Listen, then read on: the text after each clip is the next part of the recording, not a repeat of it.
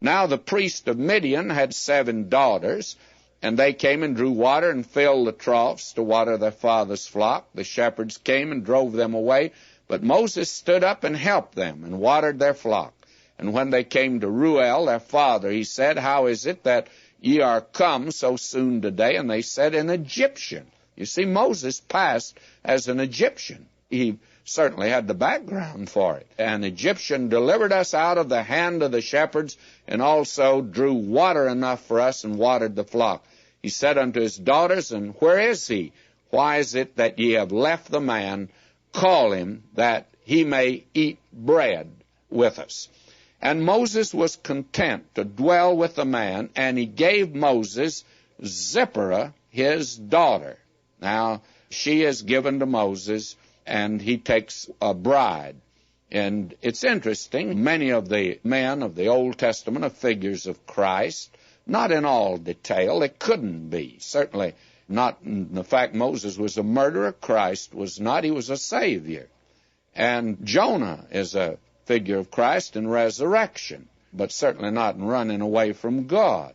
And so Moses here, in the time of his rejection, why, he gets a bride. And we are living in the day of the rejection of Christ.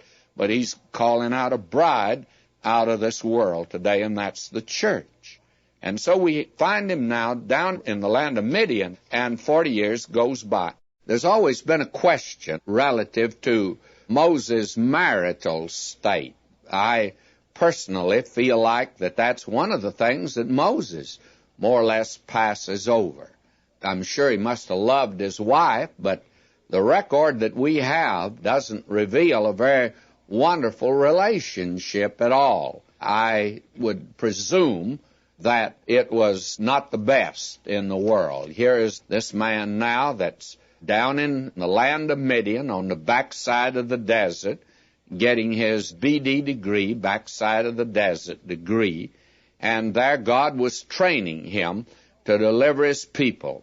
We are told, though, in verse 21, And Moses was content to dwell with the man, that is the priest, there in Midian, and he gave Moses Zipporah, his daughter. And Zipporah means sparrow. She must have been a little thing. And she bare him a son, and he called his name Gershom, for he said, I've been a stranger in a strange land. Came to pass in process of time that the king of Egypt died, and the children of Israel sighed by reason of the bondage.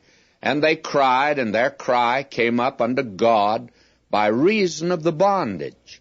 And God heard their groaning. And God remembered his covenant with Abraham, with Isaac, and with Jacob. And God looked upon the children of Israel, and God had respect unto them. Now, God is going to come down and deliver the children of Israel now. And Moses has been trained to be that deliverer. Now, the question, of course, arises, why did God do this? Now, if you have any notion that the reason God did this was because of the superior ability of these people, then I think you'd be entirely wrong.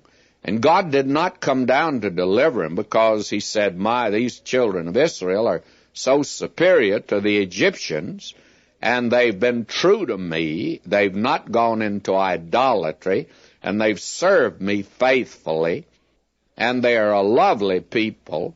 May I say to you that God never said that, because it wouldn't have been true. These people were not faithful to God. They did not serve him. They did go into idolatry. And you'll recall when they got out into the wilderness, they couldn't wait to make a golden calf. Just soon as Moses got out of sight, why, Aaron started making the golden calf for them. They had gone into idolatry. They were away from God. They were in slavery. Now, why would God come down and deliver them? Because they're in a helpless, hopeless position. They are in a position where, unless somebody will intervene on their behalf, they're through, they're sunk. Or, using the common colloquialism of the day, they've gone down the tube. They are not even savable. They cannot be salvaged, it would look like, at this particular juncture.